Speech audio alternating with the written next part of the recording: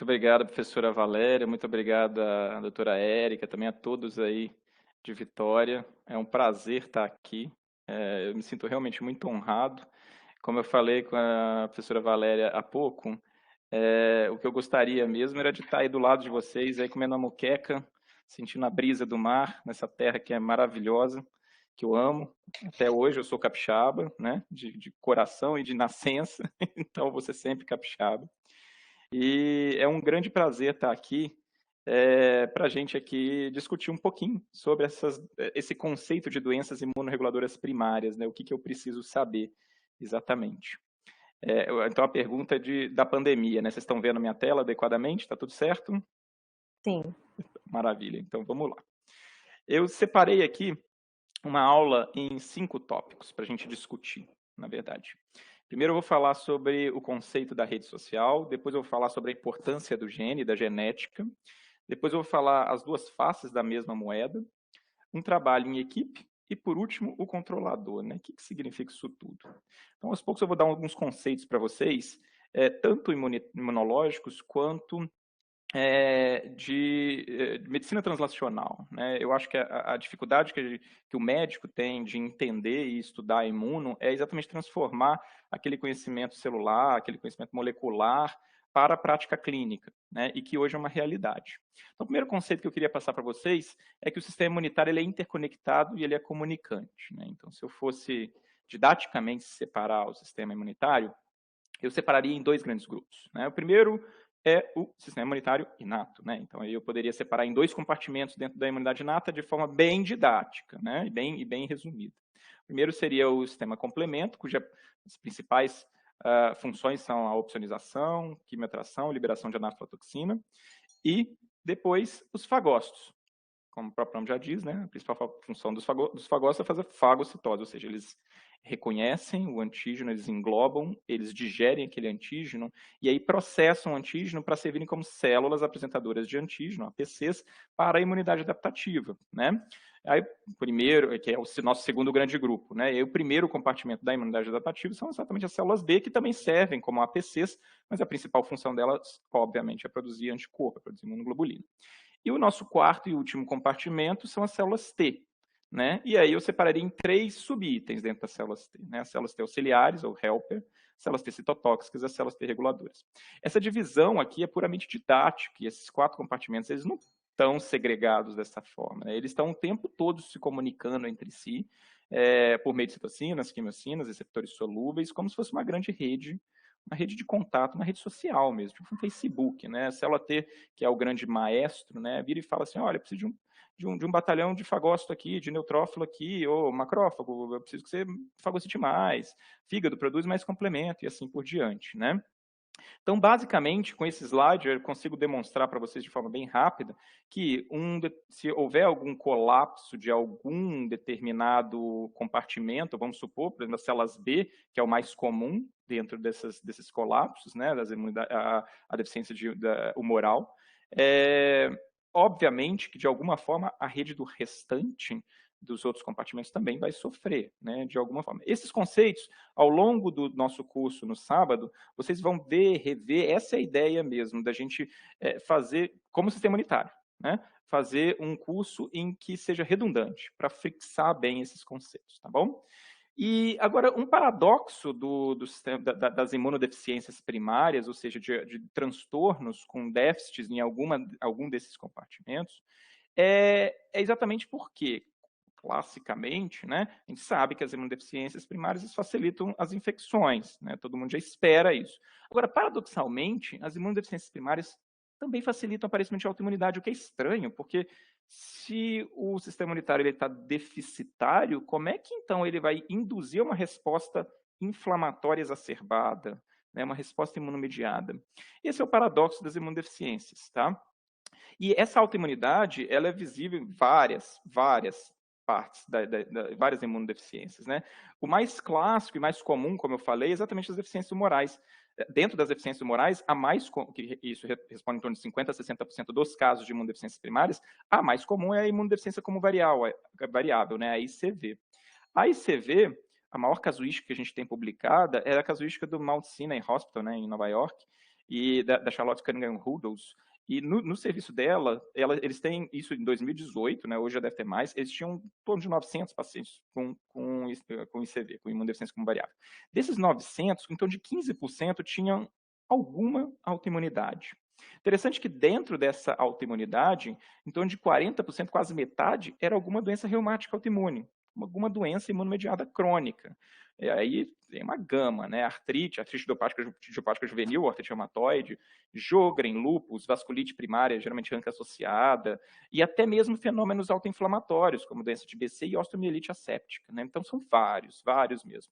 Agora, além disso, esses estados de imunodeficiência associados a complicações imunológicas como as doenças autoimunes, induz nesses pacientes a um prognóstico muito pior. Eu estou falando aí de uma sobrevida 2 vezes menor ao longo aí de 40 anos de acompanhamento desse mesmo grupo, tá? Desse mesmo grupo, comparado àqueles que só têm infecção de repetição. Obviamente, ambos os grupos, né, os dois grupos, estão sendo tratados com reposição de imunoglobulina. Então, com isso fica claro que a autoimunidade não é só uma consequência, ela também faz parte da fisiopatologia de algumas dessas condições, né?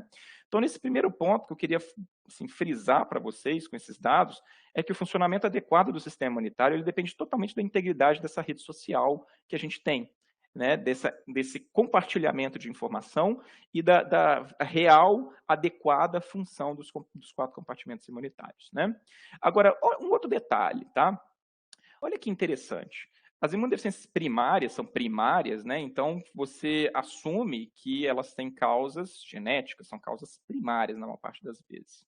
Agora, quando a gente faz um apanhado geral dentro da imunodeficiência como variável, que eu estava acabando de falar agora, né? Só 44% delas têm um diagnóstico genético formado. Isso eu estou falando da maior casuística que a gente tem, que é exatamente da Charlotte Cunningham Rudolph, de Nova York, e, além de ser a maior, essa é a que mais faz diagnóstico molecular, tá? Ou seja, significa que mais da metade dos casos dela não tem diagnóstico molecular, mesmo tendo imunodeficiência como variável. Dentro desse diagnóstico molecular, aí a gente tem também uma gama. Geralmente, o mais frequente é a deficiência de TACI, depois vem as do NF-κB1 e 2, mas principalmente 1, STAT3, CTLA4, LRBA, PI3KC-delta, EZKF1 e STXBP2. Isso na casuística dela. Novamente, ela é a que mais diagnostica. Uma outra casuística enorme, que é uma alemã, do Bodo Greenbaker, e do Varnarts, eles têm entre 2% e 10% só dessa partezinha vermelha aqui com diagnóstico. E no caso deles, eles estudam bastante NF-κB1, então o NF-κB1 é o principal. Na média, em geral, nas casuísticas ao redor do mundo, é em torno de 25%, 25% a 30% de diagnóstico molecular. Isso significa que 70% dos casos, a gente simplesmente não consegue identificar a causa, embora seja provavelmente primária, né? Então aí a gente entra no nosso segundo item, que é exatamente a importância do gene, da genética aqui, tá? E aí vocês podem me perguntar, né? Ok, você está falando aí de imunodeficiência primária, mas eu lido com doença autoimune, né? O que isso tem a ver? Embora eu tenha mostrado aqui que uma está imbricada com a outra, né? Ok, então eu vou mostrar alguns casos para exemplificar o que eu estou falando ao longo dessa aula, e todos esses casos eu vou mostrar baseado nessa linha do tempo, né, nessa linha temporal. Então, o primeiro caso é um caso real do nosso ambulatório de imunodesinflamação aqui da Escola Paulista. Uma criança com 9 dias, um menino, do interior aqui de São Paulo, que com 9 dias de vida começou com uma pápula hiperemiada em face. Aos 14 dias, essa pápula evoluiu para lesões crostosas enormes, eritemato esfoliativas, em troncos e membros além da face. Então, essa aqui foi a lesão índice, né? Uma criancinha, um bebê, e essa daqui de um lado da face, essa do outro, periocular. Também tinha em membros, então nos pés e nas mãos. Nas mãos eram bem necróticas, assim, bem crostosas mesmo. Aqui um detalhe da mão, parecendo até uma dactilite, mas tinha também perda de substância. Ok, essa criança evoluiu, ainda não tinha chegado ao nosso serviço, e aí ficou indo e voltando nos pronto-socorros da vida, né? E em determinado momento, aos 3 meses, internou para um tratamento de um impetigo bolhoso, que foi o diagnóstico na época. Foi dado antibiótico para ela por alguns dias, sem melhora, e resolveram fazer uma biópsia de pele. Nessa biópsia de pele, fora do nosso serviço, mostrou que tinha uma dermatite neutrofílica sugestiva de síndrome de Sweet, que depois a gente confirmou com o anátomo patológico, né, com a revisão da lâmina. Essa criança foi submetida a um tratamento corticoterapêutico, foi dado prednisona 1 mg por quilo em cascata, depois foi reduzindo. E depois, quando ela chegou numa dose um pouco menor, aos 7 meses, houve recrudescência das lesões cutâneas, iguaizinhas. Só que nesse momento ela começou também com febre diária, 2, 3 episódios por dia, pouco responsiva a analgésico anti-inflamatório. E aí, nesse momento, os exames laboratoriais já mostravam também uma anemia de doença crônica, com ferritina, VHS, PCR aumentados, enzimas hepáticas totalmente alteradas, tá? Aí chegou no nosso serviço, e aí esse paciente, a primeira hipótese que a gente fez foi de fato hemofagocitose linfohistocítica, só que a dosagem de CD25 solúvel e a função de células NK estavam totalmente normais, né? Além disso, a gente ainda assim colheu um mielograma, que também veio sem sinal de hemofagocitose, embora seja pouco sensível, é extremamente específico, né? E a gente começou, então, a investigar outros fenômenos imunomediados, né? Nesse momento, as imunoglobulinas eram totalmente normais, na verdade, elas estavam bem aumentadas, né? E tinha um pico policlonal. Todos os autoanticorpos negativos e as sorologias todas negativas, se vocês pensarem, tá? Ok, essa criança, por causa dessa síndrome neutrofílica, essa dermatose neutrofílica, foi submetida a um tratamento com colchicina e ela evoluiu com uma razoável melhora. Aos 13 meses, ela já estava com febre que, ao invés de ser diária, 3 vezes por dia, era uma febre intermitente, chegou a ficar 30 dias sem ter febre, mas ainda mantendo, tinha melhorado bastante os parâmetros hematológicos, ainda mantendo um pouco de anemia e poliartrite nesse momento. E aí a gente resolveu fazer o exoma. O exoma desse paciente veio com 2 variantes de significado indeterminado, né? Variants of Undetermined Significance. Então, VUS, a gente chama de VUS. As 2 variantes eram no mesmo gene. É o gene que a gente chama de PSMB10, que a gente vai ver o que é. Uma variante, essa variante aqui, é uma variante que a gente chama de missense, né? Perda de sentido. Essa perda de sentido significa a troca de um aminoácido, no caso uma glutamina, por um outro aminoácido aqui no códon 167. No caso, são 2 aminoácidos de classes diferentes. Só que essa variante tinha vindo do pai, a gente genotipou o pai para ver, e esta outra variante tinha vindo da mãe. Essa outra variante era uma variante, uma deleção, logo no códon 14, quer dizer, bem no início da proteína, quando ela perdia uma fenilalanina nesse local. Então, sendo que, constatando que uma variante veio da mãe e outra veio do pai, a gente tem certeza que essas 2 variantes estão em que a gente chama de trans, ou seja, isso forma para a gente uma heterozigose composta, né? É como se fosse uma situação em que você tem 2 alelos recessivos, e aí naquele locus, se tiver uma herança autossômica recessiva para uma determinada doença, você tem a condição pré-determinante estabelecida. Quando a gente foi ver essa proteína, na verdade, tinha uma descrição na literatura do ano passado de uma variante patogênica para uma determinada doença que a gente vai começar daqui a pouquinho, exatamente no mesmo códon que a mãe carregava essa variante. Só que, nesse caso relatado, essa variante estava em homozigose. Os 2 eram pais consanguíneos, né? Então, os dois pais carreavam a mesma variante. Então, a criança, no caso, evoluiu com uma homozigose simples, né? A outra, então essa daqui era bem similar à nossa, né? Que no caso era o mesmo local, só que a diferença é que ao invés de ter trocado uma fenilalanina por uma serina, no nosso caso era pior. Ela tinha deletado a partir daqui a proteína naquele alelo. A nossa outra variante era no meio da proteína, exatamente na parte ativa da proteína. Era uma variante em que se trocava um determinado aminoácido polar por um apolar, portanto, troca toda uma estrutura de aminoácido, isso aumenta o risco de ser patogênica. Além disso, ela nunca tinha sido descrita nos bancos de dados de controle que a gente tem ao redor do mundo, os vários bancos de dados com milhares de genomas, e todos os preditores em sílico, ou seja, todos os cálculos que a gente fazia colocando essa variante dentro da proteína mostravam que tinha um potencial de ser patogênico muito grande, né?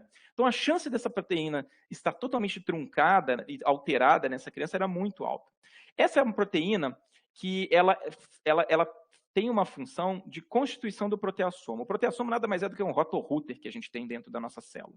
Ele pega as proteínas senescentes e ele vai lá, identifica essa proteína, come essa proteína e libera os aminoácidos para serem reaproveitados. Tá? Então, é um lixeiro mesmo intracelular.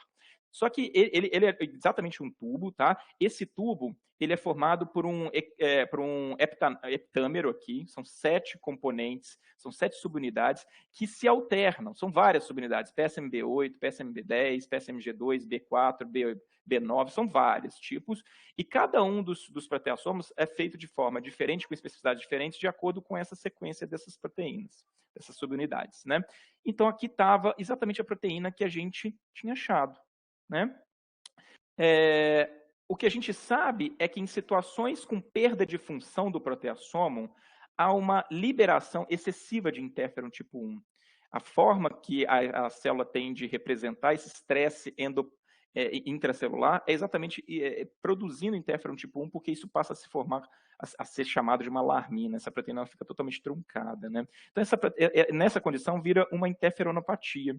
Só que assim, veja, eram 2 variantes de significado indeterminados. Por quê? Porque nunca foram descritas. Só que, embora tivesse tudo para ser patogênico, tinha orelhinha de porco, rabinho de porco, focinho de porco, podia ser um javali. A gente não sabia. Como é que eu evidencio se isso realmente é patogênico ou não? Fazendo um teste funcional. Como, nesse caso, a chance de ser uma interferonopatia existia, a gente resolveu fazer uma coisa chamada de assinatura do interferon, o mesmo que vocês veem para o lúpus, né? Então, basicamente, a assinatura de interferon desse paciente era de 287. O normal, em controles, é até 9,3, mais ou menos. Ou seja, estava extremamente elevado, né? Então, no caso do nosso paciente, era esse daqui, ó, era esse ponto. Comparado com as outras interferonopatias, desse grupinho aqui vermelho, desse grupinho azul, estava bem aqui próximo à média deles e bem distante dos nossos controles negativos, controle normal, e dos nossos controles positivos, que são outras doenças autoinflamatórias, né? Esse paciente foi tratado, então, com tofacitinib, porque inibe exatamente JAK1, 2 e 3, lembrando que o interferon tipo 1, ele medeia a sua ação por meio da ativação de JAK1 com 2 e STAT1, e hoje esse paciente está totalmente assintomático. Hoje ele já está com 18 meses, essa foto é do mês passado, ele voltou com a gente na semana passada. Olha como é que estão as lesões dele hoje em dia. Então, totalmente assintomático. É um exemplo claro de um diagnóstico genético com uma terapia-alvo extremamente um sucesso razoável. Esse é um caso que a gente chama de PRAS, de síndrome autoinflamatória associada aos proteassomopatias ou aos proteassomos, né? As PRAS, elas são grupo de doenças, na verdade, porque exatamente são causadas por variantes em diferentes subunidades, como eu mostrei para vocês. Basicamente, o clássico, que é a síndrome de Kendall, né, que também é um acrônimo, cursa com episódios febris, com lipodistrofia. No caso desse paciente, ele não deu tempo de desenvolver ainda a lipodistrofia, com rash nodular, são rachas urticariformes, neutrofílicos. É uma dermatose neutrofílica, exatamente o que o paciente tinha, e eventualmente pode também apresentar miosite. No caso da Kendall, que é o diagnóstico, no final das contas, fenotípico dessa criança, é chamado dessa forma porque tem uma dermatose neutrofílica atípica crônica com lipodistrofia e febre. Agora, a gente também tem outras síndromes, como a síndrome JMP, que vem, na verdade, de contraturas articulares junto com atrofia muscular, anemia e lipodistrofia associada a paniculite, ou seja, faz muito mais um quadro articular e miopático junto com paniculite, ou a síndrome Nakajima-Shimura, que é basicamente uma interface entre esses 2 polos, né? Então, com esse segundo item, o que eu queria mostrar para vocês é o seguinte: a análise de exames de sequenciamento genético deve levar em consideração o fenótipo clínico correspondente e a via molecular envolvida. Eu não preciso de ter uma variante patogênica para dar um diagnóstico genético. Na verdade, se eu tiver uma variante de significado determinado numa via que me justifique aquele fenótipo, ou pelo menos me lembre que aquele fenótipo pode ser inflamatório, induzido por aquela via inflamatória, para mim já é o suficiente. Obviamente, se eu tiver a oportunidade de fazer um teste funcional, como tinha nesse caso, aí a coisa muda de figura. Essas 2 variantes, a gente está acabando de publicar, elas vão virar patogênicas a partir de agora. Até agora a gente não sabia, mas elas são, obviamente, patogênicas, né? Então, as PRAS são um exemplo de doença autoinflamatória, né? Por isso que tem esse nome, né, de síndrome autoinflamatória associada ao proteassoma, ou proteassomopatia. Mas qual que é a definição de doença autoinflamatória? São basicamente condições clínicas em que ocorrem processos inflamatórios aparentemente sem causa, são episódicos ou podem ser persistentes. No início da descrição, na década de 90, achava que eram periódicos. Hoje a gente sabe que não é bem assim. Só que, por característica, eles não têm nenhum biomarcador de autoimunidade. Ausência de altos títulos de autoanticorpos e ausência de linfócitos T antígenos específicos. Portanto, essa é uma das faces da doença, do quadro clínico imunomediado, do quadro clínico reumático que a gente costuma ver na nossa rotina. Tá? Vamos supor, essa aqui é a coroa das nossas doenças imunomediadas. Né? Agora, toda moeda tem uma outra face. Né? E aí eu quero citar para vocês um outro exemplo. Esse é um exemplo americano que eu vi lá nos Estados Unidos, é uma família que eu vi lá nos Estados Unidos, uma família extremamente interessante. Tá? Obviamente que eu não vi desde o início, né? Eu só fui ver a partir de 2015. Essa moça, ela começou aos 18 meses de idade com artrite, metacarpo interfalangianas proximais. Na época, isso era 1983, ela foi dado um diagnóstico de EIJ poliarticular. Ela foi tratada na época com corticoide anti-inflamatório. 10 anos depois, ela ainda evoluía com artrite de grandes e médias articulações. Iniciaram, nessa época, metrexato, sulfasalazina, e aí, em 94, ela evoluiu com uma anemia hemolítica, além da manutenção do quadro articular. Ela foi mantida com uma terapia, foi acrescido o corticoide novamente, e aí, em 96, ela abriu um quadro intestinal. Uma diarreia crônica, ocasional, que depois se tornou diária, e a endoscopia, junto com a biópsia, mostrava uma colite linfocítica, isso em 96. Em 90, ela manteve a terapia que ela já estava usando naquela época. Em 99, ela abriu um quadro de uma púrpura trombocitopênica imunomediada. Nessa época, foi a primeira vez que foi evidenciado a presença de algum anticorpo, no caso, um FAM positivo à custa do RO. E aí, além disso, ela abriu um quadro que a doutora Valéria adora, que é uma xeroftalmia com xerostomia, com artrite persistente. Então, foi dado um diagnóstico de Sjögren associado. Quer dizer, não percam as contas, tá? Uma J poliarticular com Sjögren secundário, com anemia hemolítica, com uma colite linfocítica. Né? Essa paciente foi tratada ainda até 2004, quando ela piorou absurdamente do quadro intestinal dela, da doença inflamatória intestinal. Ela evoluiu com uma diarreia tão grave que ela evoluiu, na verdade, com uma insuficiência renal aguda por desidratação. Insuficiência pré-renal mesmo. Né? Nesse momento, ela foi submetida ao uso de Ritux por causa dessa piora da diarreia. Isso é uma terapia, junto com o miclofenolato, é a terapia que os americanos adotaram lá na época. E 2 anos depois, ela evoluiu com quadro pulmonar, com tosse seca e dispneia evolutiva até os mínimos esforços. Pela primeira vez nesse momento, foi evidenciada hipogama-globulinemia à custa de IgG e IgA, desculpa aqui o anglicismo. Nesse momento, a tomografia dela era exatamente esta. Tá? Então, o relatório, o laudo, ele mostrava, na verdade, áreas de consolidação nodulares, que vocês podem ver aqui, assim, gritantemente, difusos, né? Mas com distribuição peribroncovascular, vocês conseguem ver aqui claramente, né? E sugestivo de infecção em paciente imunocomprometido. A primeira hipótese do radiologista foi uma infecção. Não tinha linfadenopatia mediastinal hilar. Agora, é interessante aqui, como foi de tórax, os cortes de abdômen superior demonstraram, sim, que tinha uma linfoproliferação em linfonodos mesentéricos superiores. Né? Essa paciente foi tratada com corticoide em altas doses, porque não estava respondendo a Ritux com miclofenolato, e aí em 2009 ela evoluiu com uma panstopenia, na verdade ela evoluiu com uma anemia plásica. Né? A princípio eles acharam que era de origem autoimune, e aí nesse momento os autoanticorpos estavam negativos, mas ela estava, lembrando, com hipogama. Né? Em 2011 essa paciente teve que ser evoluída, eu estava em Seattle, então assim, é um centro transplantador, por excelência, ela foi submetida a um transplante de medula óssea. E, para nossa surpresa, ou para eles na época, ela evoluiu muito bem depois do transplante. Interessante é que, na primeira consulta pós-transplante, ela virou e falou assim para o Dr. Troy Torgerson, né? Dr. Troy, é o seguinte, minha irmã, mais nova, abriu um quadro, mais ou menos 1 ano e pouco atrás, de uma esclerose múltipla, e que está impossível de controlar, né? Nesse momento, eu já tinha usado interfero, já tinha usado todas as terapias que eles utilizam para a esclerose múltipla, e estava totalmente refratária. A gente eles chamaram, obviamente, né, a irmã para dar uma olhada. Essa paciente também tinha hipogama, também já estava com uma plaquetopenia e tinha também leucopenia, tinha linfopenia junto. Essa paciente também foi submetida a um transplante de medula óssea e também ficou super bem. Espremendo os 2 casos, depois dos 2 transplantes, não é possível, vocês não têm nenhum caso na família de doença autoimune? Não tem. Ah, tem, meu pai teve uma PTI durante a faculdade só, mas respondeu uma dose, na época, 1 mg por quilo de corticoide, depois tirou e ficou super bem, nunca mais teve nada. O pai dela já tinha, nessa época, já tinha mais de 60 anos. Eu só vi, obviamente, depois do transplante, né? Essa paciente, essa irmã e o pai têm um diagnóstico de haploinsuficiência de CTLA4. O que é haploinsuficiência CTLA4, né? Então, vamos lembrar aqui do sinal coestimulador da célula T, né?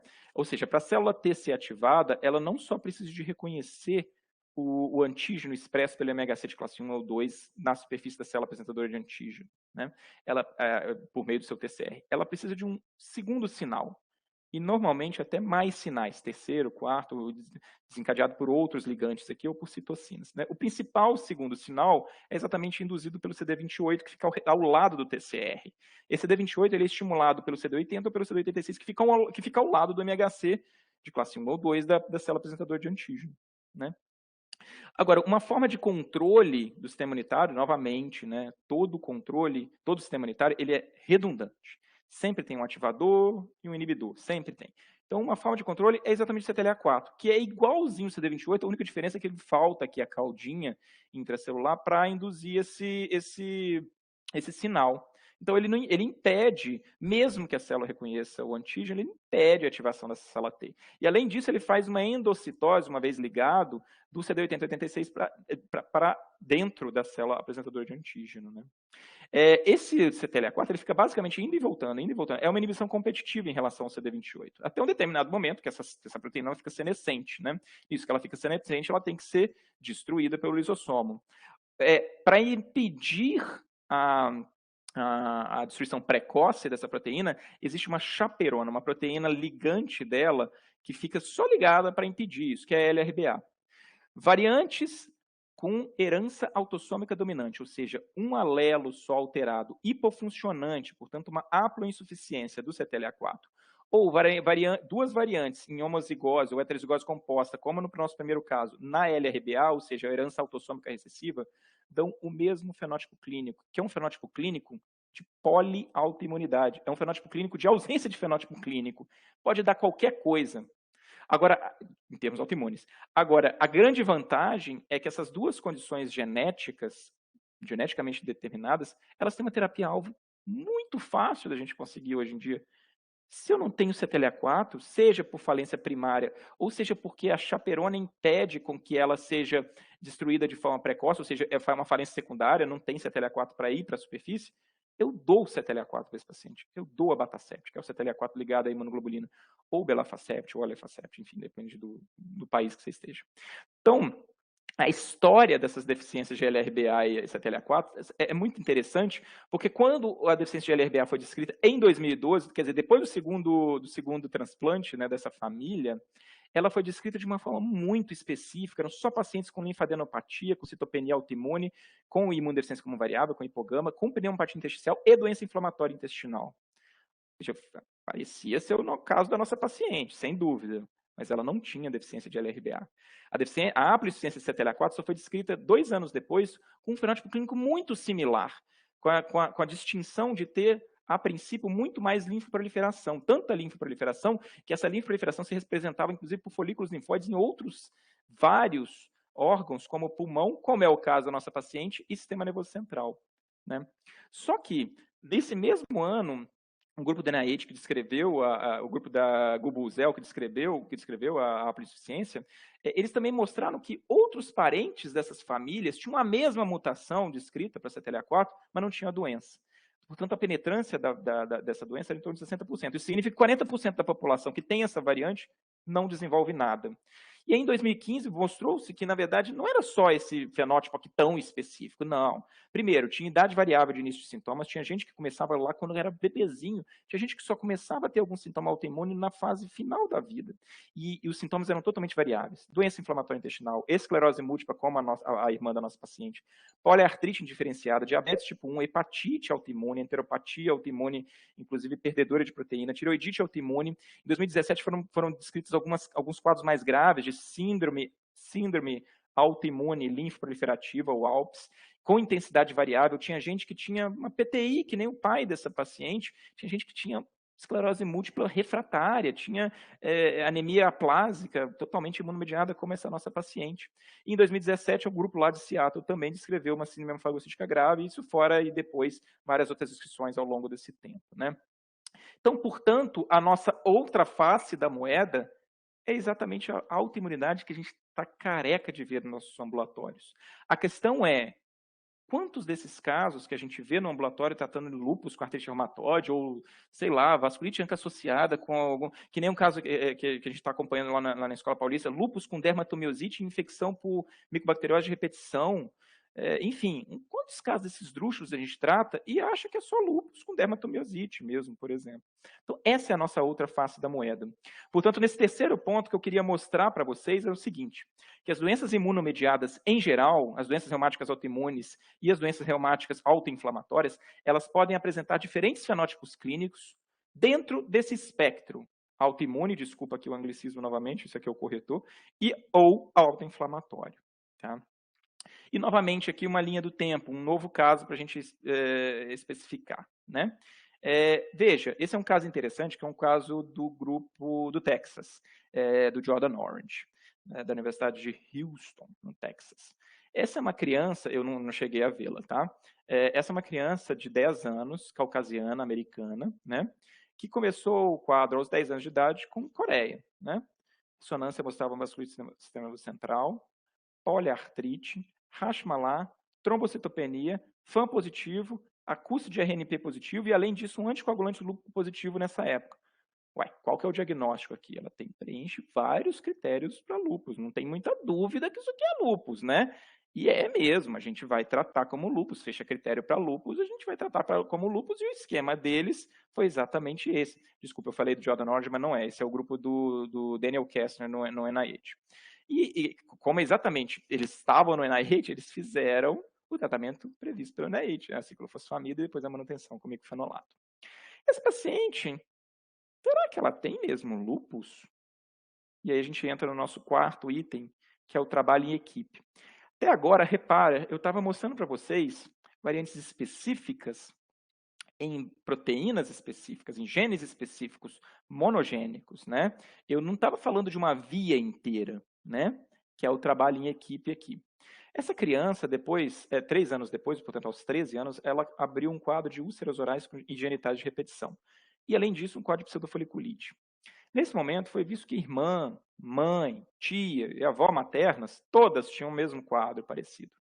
Ok, lúpus, né, pode causar úlcera oral, úlcera genital, meio estranho, né, pseudofoliculite é meio estranho, fenótipo meio de BC, mas tudo bem, não é lúpus mesmo, deve causar, mas mesmo assim, o americano adora usar a colchicina para úlcera oral, eu vi isso direto lá. Eles entraram com colchicina, ela teve uma resposta razoável, aí aos 5 anos, peraí, ela abriu uma uveíte anterior, com vasculite retiniana, quer dizer, ela abriu uma panveíte, e aí, nesse momento foi feita a patergia, de novo, porque ela já tinha feito aqui que tinha vindo negativa, e aqui veio positiva. Uai, peraí, fechou o critério para BC. Mas lúpus com BC? Que coisa estranha. Eu nunca vi isso. É muito estranha essa associação. Mas fechou critério para BC, fecha critério para lúpus, tem lúpus com BC. Nesse momento, como estava com um quadro realmente, um órgão-alvo acometido, com uma vasculite retiniana, foi tratado de forma agressiva. Foi feita uma pulse de corticoide e usado anti-TNF. Ela evoluiu razoavelmente bem quando, depois de 7 anos, quer dizer, aos 17 anos, ela recrudesceu da vasculite e, nesse momento, foi uma vasculite bem pior mesmo. Né? Esse aqui é um fundo de olho dessa criança. E aí, nesse momento, entraram com anti-L1. Né? Por que entraram com anti-L1? Né? E ela se manteve super bem. Entraram com anti-L1 né, porque ela tem uma haploinsuficiência de A20.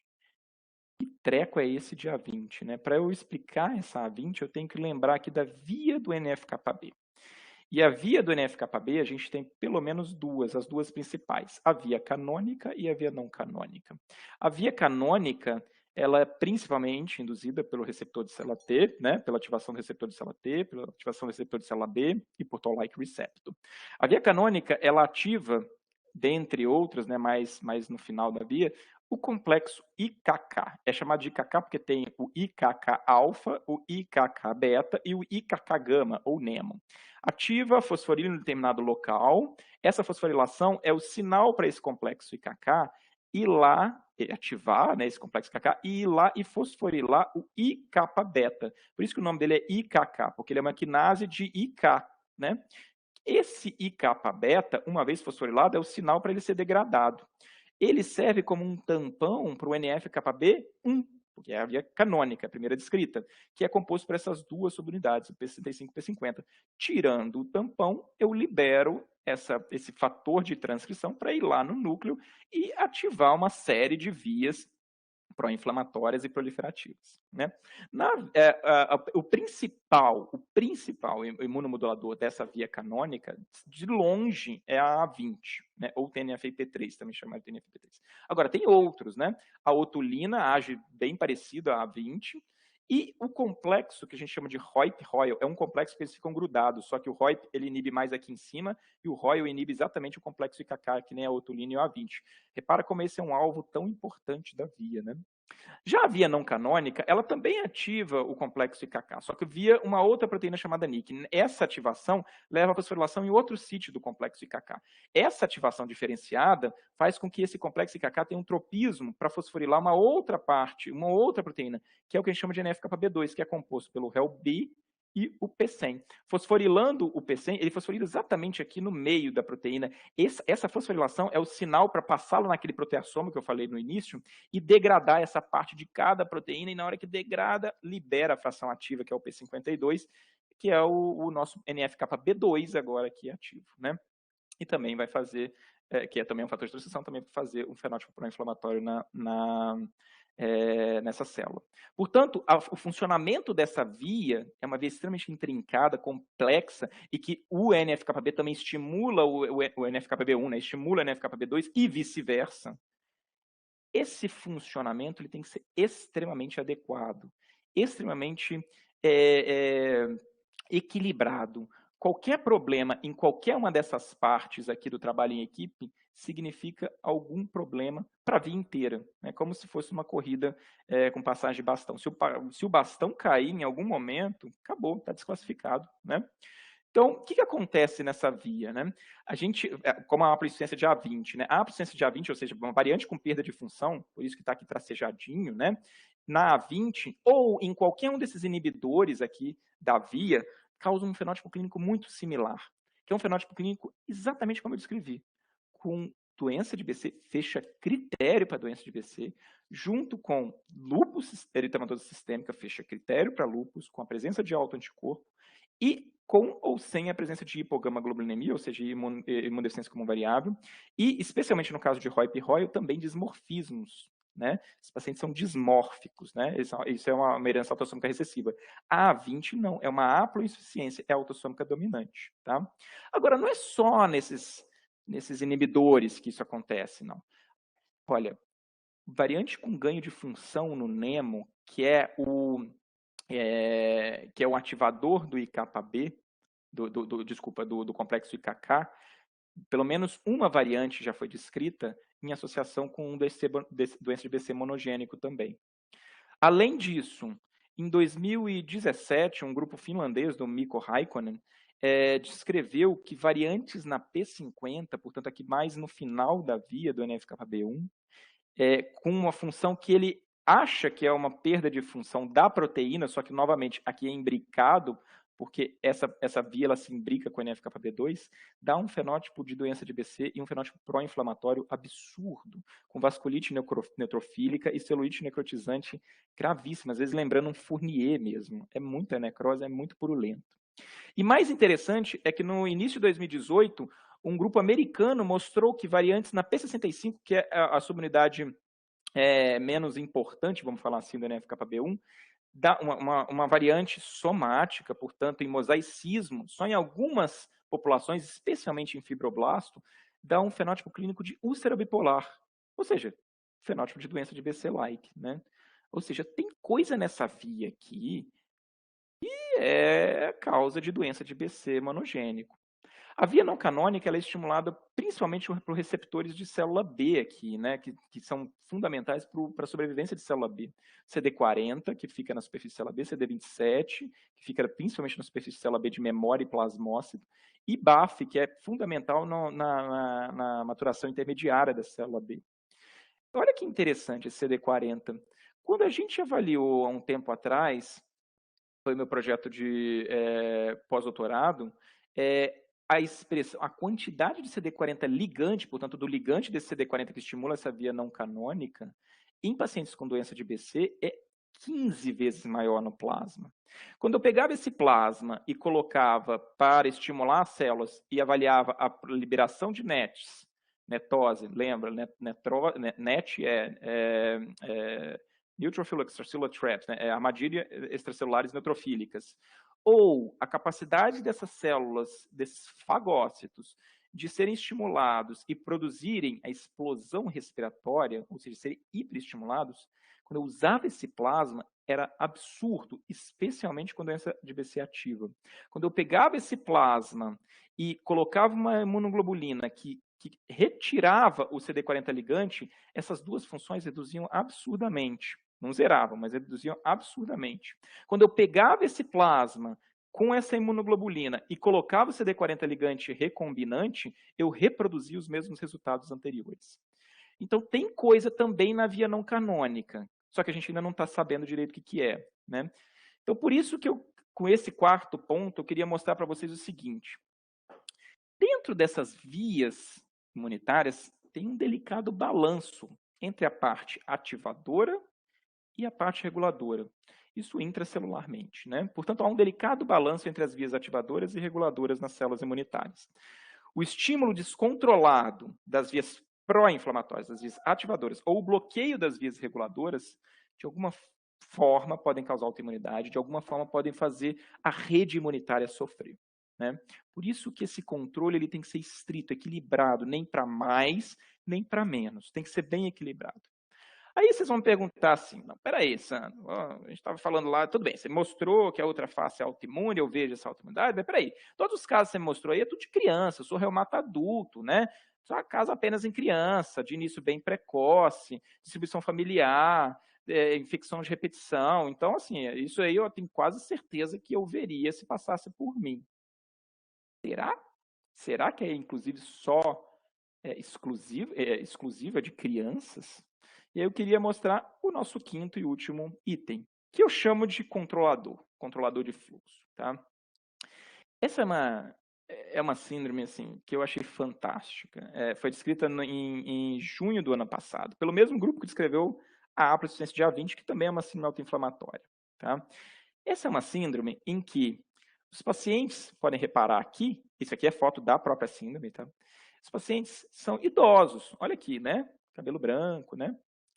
Fazem um quadro de condrite, que preserva um lobo, né? Condrite tanto auricular quanto nasal. Podem ter esclerite, podem ter condrite do trato respiratório, poliartrite não erosiva e pode ter dano audiovestibular. Quer dizer, pelos critérios de McAdam, que ainda, embora seja da década de 70, ainda são os únicos, os poucos critérios que a gente utiliza para o diagnóstico de policondrite recidivante, fecha um critério para policondrite recidivante. Talvez vocês tenham visto na vida um caso de policondrite recidivante. Eu mesmo vi um caso só na minha vida. Talvez vocês nem tenham visto ainda um caso de policondrite recidivante. Mas não é só isso. Policondrite recidivante num idoso, acima de 60 anos, todos os casos foram descritos, e uma vasculite neutrofílica, evidente, tá? Com um quadro de perda ponderal, mialgia ou miosite mesmo, com fraqueza em membros inferiores, com hipertensão, com alteração arteriográfica, que é exatamente induzida por essa vasculite neutrofílica de médios vasos e de grandes vasos, e é exatamente o quadro histopatológico de vasculite neutrofílica. O que é isso aqui? Uma poliarterite nodosa. Então, não perca a conta. Policondrite recidivante de um homem idoso com poliarterite nodosa, e já vou te adiantar, HBV negativo, tá? Mas não é só isso. Esses pacientes, eles fazem não só vasculite neutrofílica, mas eles também fazem uma dermatose neutrofílica. Um infiltrado neutrofílico que são em placas ou tipo nódulos, assim, que geralmente são desencadeados por infecção, por algum evento ambiental, né? Por doença reumática autoimune, neoplasia, concomitantemente à febre, episódios que podem ser até diários, com aumento normalmente, de proteínas de fase aguda, né, de reagentes inflamatórios, tipo VHS, PCR, leucocitose e, obviamente, com neutrofilia. Afinal de contas, tem infiltrado neutrofílico. Portanto, também fecha um critério para síndrome de Switch. Ou seja, um idoso com policondrite recidivante, com poliarterite nodosa e síndrome de Switch. Raríssimo de acontecer.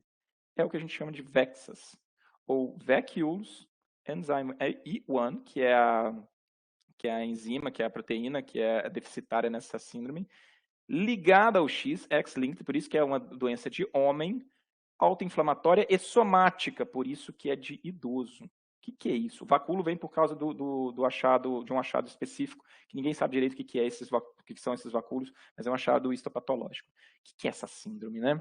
Então, quando foi descrita pelo grupo do Daniel Kestner, ela foi descrita, junto com o Peter Merkel, ela foi descrita em heterozigose, né, porque exatamente são homens ligados ao X, e só nesse códon aqui, 41, né, nesse códon 41, troca uma metionina por algum outro aminoácido, descrevendo pelo menos 3 trocas.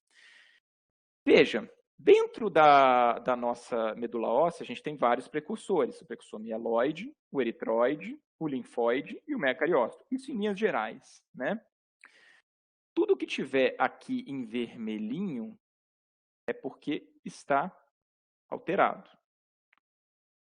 Tudo que tiver em azul é porque está normal, tá?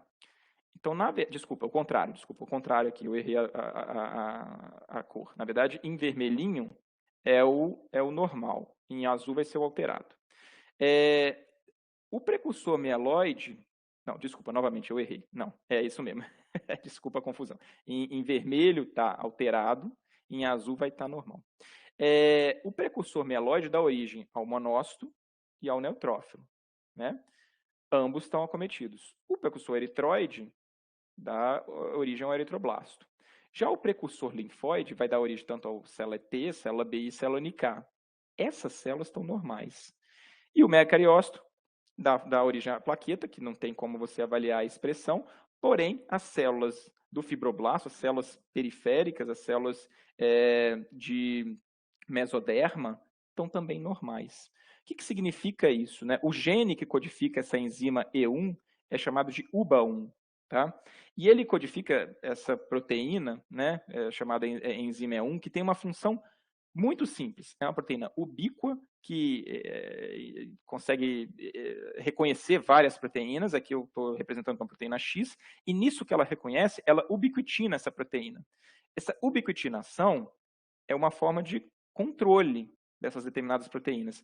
Seja controle para ativação, seja controle para inibição, para desligamento daquela proteína. Portanto, por exemplo, essa proteína tem a função de inibir o proteassoma ou estimular, inibir os sinais intracelulares induzidos por receptores, como, por exemplo, o receptor de célula B ou o receptor de célula T, inibir, por exemplo, a degradação de algumas proteínas, como o CTLA4, que eu mostrei para vocês. A ausência do UBA1 faz um rearranjo completo dessas proteínas e faz um estresse oxidativo dentro dessas células absurdo, mas só nesses grupamentos celulares aqui. Por isso que é somático, é um mosaicismo, é só alguns grupamentos celulares que você vai conseguir ver essa mutação. Portanto, se você fizer o exoma ou um sequenciamento genético para o diagnóstico de VEXAS, é possível que você não consiga ver. Ou se você vir, você vai ver numa frequência assim, diferente de 50% ou de 100%. 50% significa que seria heterozigose. 100% porque tem homozigose, né? Tem 2 alelos. Você pode ver aqui 20%, 15%, 25%, 30%, porque depende dessa proporção de células aqui, tá? Mas é uma doença que a gente evidenciou. Agora, até o momento, eu estou mostrando para vocês casos de imunodeficiência primária que evoluem para autoimunidade. E se a gente mudasse esse foco, essa perspectiva? E se eu partisse da investigação de imunodeficiência primária a partir dos nossos quadros de doença autoimune? Então, o que a gente fez isso aí há algum tempo atrás? Foi pegar um grupo de pacientes de controle sadios, 300 doadores de sangue da Universidade Federal de São Paulo. totalmente saudáveis, tendo passado por vários screenings, inclusive sorológicos, totalmente saudáveis. E comparou com 300, todos adultos, né? Comparou com 300 pacientes lúpicos adultos também. Adultos também, tá? Todos acompanhados no nosso ambulatório de colagenose. A gente fez um corte transversal para vários parâmetros imunomediados, né, imunitários desses pacientes, para identificar algum estado de imunodeficiência. Eu não vou chamar de imunodeficiência primária, porque foi um corte transversal. E o que a gente achou foi que em torno de 30% dos pacientes lúpus adultos, e isso também é representado nas crianças, no trabalho anterior do nosso grupo, tem algum estado de imunodeficiência associado, seja deficiência seletiva de IgM, de IgA, alguma deficiência de alguma subclasse, ou imunodeficiência comum variável, ou carreadora do gene da doença reumatosa crônica, ou, mais raramente, por incrível que pareça, contra as nossas perspectivas, deficiência do complemento, que a gente acha que é tão clássico, mas na verdade não é assim tão frequente. As deficiências humorais são muito mais frequentes que as deficiências do complemento. Em comparação aos controles, que só tinham 3%, a variedade de estados de imunodeficiência foi muito maior. Os controles só tinham deficiência seletiva de IgM, que pode ser totalmente assintomático. Então, a nossa ideia nesse caso foi falar o seguinte: olha, a manifestação dessas deficiências, que são deficiências borderline, talvez seja exatamente a autoimunidade, né? E a gente relembra o nosso trinômio de associação de imunodeficiência com infecção, porém, paradoxalmente, com autoimunidade. Veja, esse trinômio, hoje em dia, ele, na verdade, ele foi ampliado, esse conceito, para um hexanômio. Como é que é isso? A gente sabe que os fenômenos autoinflamatórios, eu acabei de mostrar para vocês, são também uma parte das imunodeficiências primárias. É uma das faces da nossa moeda. E a imunodeficiência primária facilita o aparecimento de infecção, de malignidade, de fenômenos alérgicos atópicos totalmente estranhos e de autoimunidade, como a gente já sabia. Tá? Esse universo de condições clínicas aqui, monogênicas, hoje em dia já não são mais chamados de imunodeficiência primária, são chamados de erros inatos da imunidade, que é um nome mais amplo, mais certo. Para a gente, como reumatologista, interessa essa intersecção entre a autoinflamação e a autoimunidade permeada pela imunodeficiência primária, que no passado a gente chamava de imunodesregulação. Não era um termo adequado, não é o mais correto. Por quê? A gente está vivendo uma pandemia de imunodesregulação. SARS-CoV-2 está matando um monte de gente, não pelo efeito citopático, também pelo efeito citopático, mas principalmente por causa de uma indução de uma resposta totalmente imunodesregulada, né? O HIV é uma imunodesregulação, o câncer é uma imunodesregulação. Portanto, esse nome foi cunhado de forma diferente a partir do final do ano passado, exatamente pelo Dr. Torgerson, que viu aquele caso daquela paciente com ampla incidência de CTLA-4. Esse nome agora virou doença imunorreguladora primária. Eu também não sei se esse é o melhor nome, mas com certeza é bem melhor que imunodesregulação. E agora eu vou passar para vocês um conceito que, para mim, resume o que são essas PIRDs, essas doenças imunorregulatórias primárias. Para mim, Sandro Perazio, é exatamente dois polos, que são as duas faces da nossa moeda. Um polo autoinflamatório e um polo autoimune. No polo autoinflamatório, eu tenho as autoinflamatórias monogênicas. Eu exemplifico aqui pela febre familiar do Mediterrâneo, as criopneumpatias, a TRAPS, são aquelas doenças com um fenótipo autoinflamatório clássico, com uma variante ou algumas variantes patogênicas já identificadas, com penetrância maior do que 60% a 70%. Tá? Se a gente descer um degrau em direção à autoimunidade, eu tenho as doenças autoinflamatórias que eu chamo de poligênicas.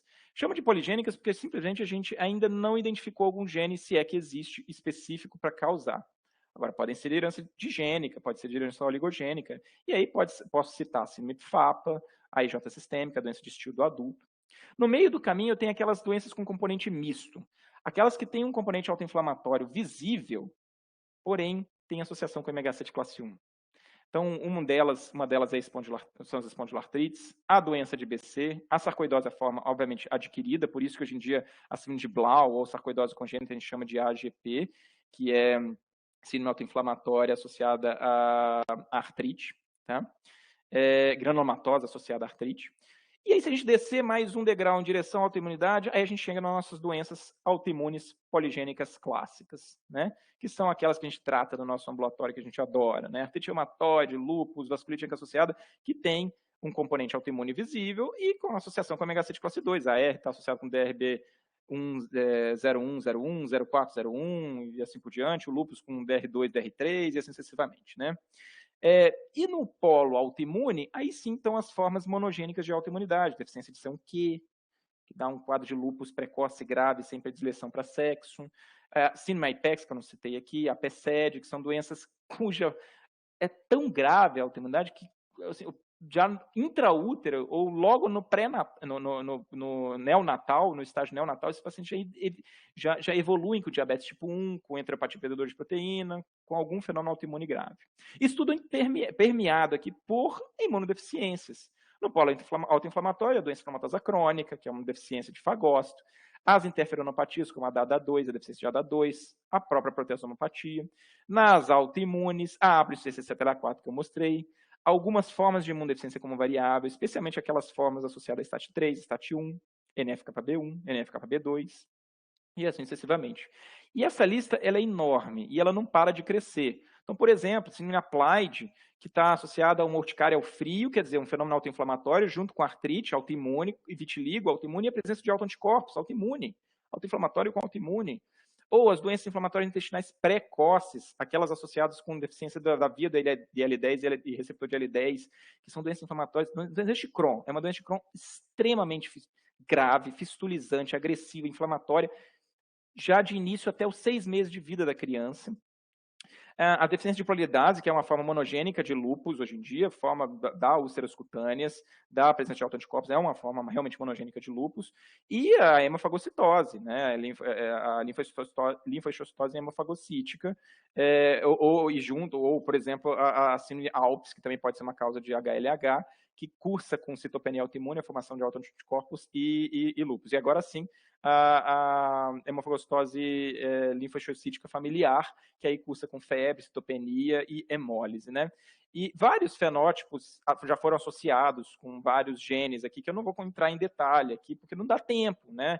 IPEX, como eu falei, CIB, caspases e etc. São tantos que a cada 2 anos a IUIS, a União das Sociedades de Imunologia Internacional, cataloga esses erros inatos da imunidade monogênicos e classifica em 10 grandes seções aqui, né? Desde as imunodeficiências combinadas, os SCIDs, que são os mais graves, até as falências medulares geneticamente determinadas, né? O último update foi agora no início de 2020, e como eu falei, a cada 2 anos, teoricamente teria que ser no início de 2022, só que foram tantas as síndromes que foram descritas no ano de 2021, a despeito, e 2020, né, a despeito da pandemia, que eles tiveram, a IOS teve que fazer, na verdade, um update interino, depois de 1 ano, porque foram só 26 síndromes associadas nesse ano, né, e dentre esses 456 hoje erros inatos da imunidade catalogados, a gente tem em torno de 317, então 317 erros inatos da imunidade, cuja principal manifestação clínica são as imunodeficiências primárias, são os fenômenos infecciosos.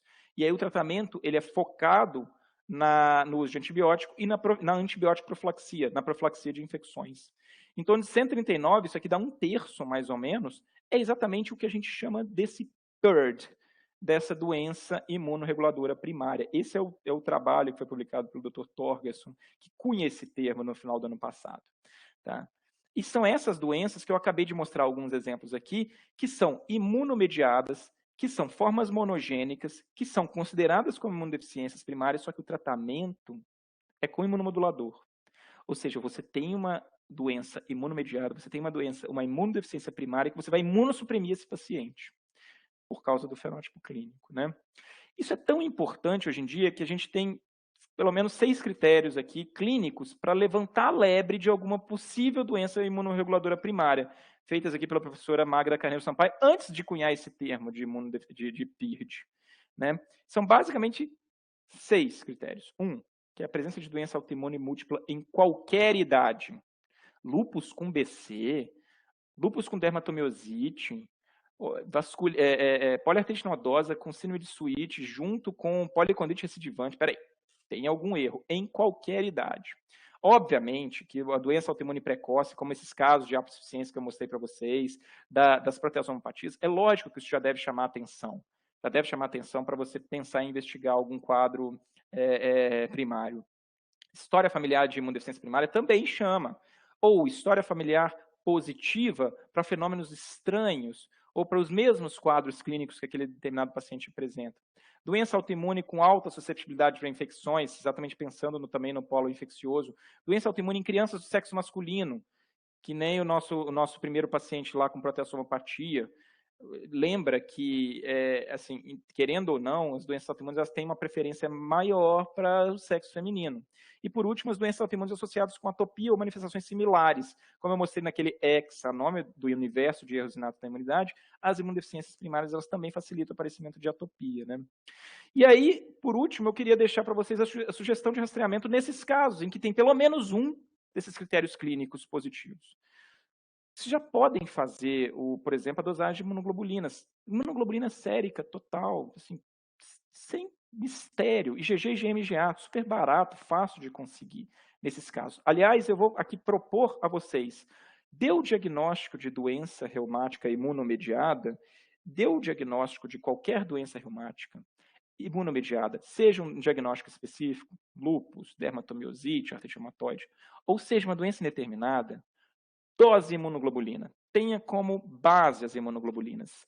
Preferencialmente, nesse momento, também, sem atividade clínica, faça também a dosagem do complemento. Não precisa ser tudo. Basicamente, CH50 e H50, que já faz o screening, o rastreamento para as duas vias principais.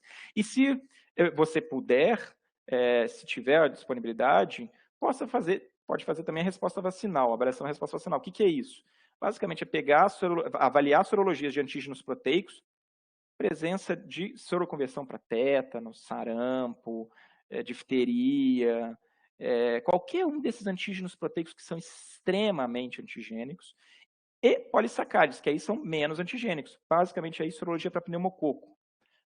Para sorologia antes da vacina, não conjugada, não pode ter a conjugação com a proteína, porque senão eu vou ver a resposta vacinal proteica, e pelo menos 4 a 6 semanas depois dessa vacinação com a vacina não conjugada.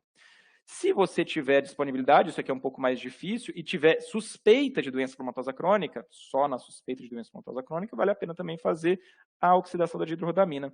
Tem dúvida? Troca uma ideia, caminha para o imunologista, quiser me ligar, estou à disposição também. E aí, o encaminhamento para um especialista vai abrir a possibilidade de a gente fazer alguns exames mais específicos. Por exemplo, perfil imunofenotípico de células B, de células T, fosforilação de STAT, AKT, fosforilação de AKT, e aí, eventualmente, sequenciamento genético. Hoje em dia, fazer o exoma ou um painel NGS não é tão difícil assim. E provavelmente no futuro próximo a gente vai estar fazendo o sequenciamento de genoma total. Se vocês tiverem disponibilidade e se sentirem confortáveis, também podem pedir isso daqui, não tem problema nenhum. A mensagem que eu deixo em relação a esses exames é, na suspeita clínica, um desses critérios clínicos, não é errado fazer o sequenciamento genético de forma precoce. Não é errado, é até recomendável. Pode ser que você não ache. Como foi, por exemplo, o caso da persistência de CTLA4. Só foi descrito em 2014. A gente só conseguiu dar o diagnóstico porque tinha DNA guardado daquela paciente que a gente retornou e fez o sequenciamento. Se eventualmente você já tiver o exoma feito em algum paciente seu, pode ser que depois a gente reavalie depois de 2, 3, 5, 10 anos e ache uma variante que foi descrita nesse meio tempo que até então a gente desconhecia. Outro exemplo foi aquela proteinosomopatia que a gente está acabando de publicar agora, né? Portanto, nesse último ponto, eu queria frisar para vocês o seguinte. Lembre-se, a autoimunidade pode ser o prenúncio de uma imunodeficiência subjacente, a despeito da idade, que é o que a gente está chamando agora de doença imunorreguladora primária. É a mesma coisa. Portanto, em suma, o que a gente já viu aqui nessa aula foi que o funcionamento adequado do sistema imunitário depende da integridade da rede, que a análise de exames de sequenciamento genético deve levar em consideração o fenótipo clínico correspondente e a via molecular envolvida. As doenças imunomediadas podem apresentar diferentes fenótipos clínicos dentro do espectro autoimune e autoinflamatório, dentro das nossas duas faces da mesma moeda. que há um delicado balanço entre as vias ativadoras e reguladoras nas células imunitárias, e o estímulo descontrolado ou das vias ativadoras ou o bloqueio das vias reguladoras podem causar algum transtorno no sistema imunitário. E lembre-se, autoimunidade pode ser o prenúncio de uma imunodeficiência subjacente, a despeito da idade, que é o que a gente está chamando agora de imunodeficiência, de doença imunorreguladora primária. E essa é a minha mensagem final. Ou um caso em que você tem uma autoimunidade de idade precoce, nossa, proteção apatia com 9 dias de vida, mas não é a regra. Não é a regra, lembra da Vexas. Vexas é de idoso. Ou com história de infecções de repetição, ou o caso com várias manifestações autoimunes, ou autoimunidade grave, como foi, por exemplo, o caso que foi para transplante da nossa paciente com insuficiência CTLA-4. Ou aqueles casos com associação esdrúxula, ABC com lúpus, né? Ou que tem história familiar, como também nesse caso de insuficiência de A20, pensa em doença imunorreguladora primária. Pode ser que não seja. Lembra do javali. Pode ser que tenha rabinho de porco, orelha de porco, focinho de porco, mas pode ser um javali. Mas pelo menos levanta a antena para isso. E eventualmente pode ser que não seja hoje o porco, que hoje seja um javali, mas que daqui a 5, 10 anos se transforme num porco, sim, se a gente descrever aquela variante que ainda não foi descrita até aquele momento. Obrigado, atenção, acho que eu passei uns minutinhos.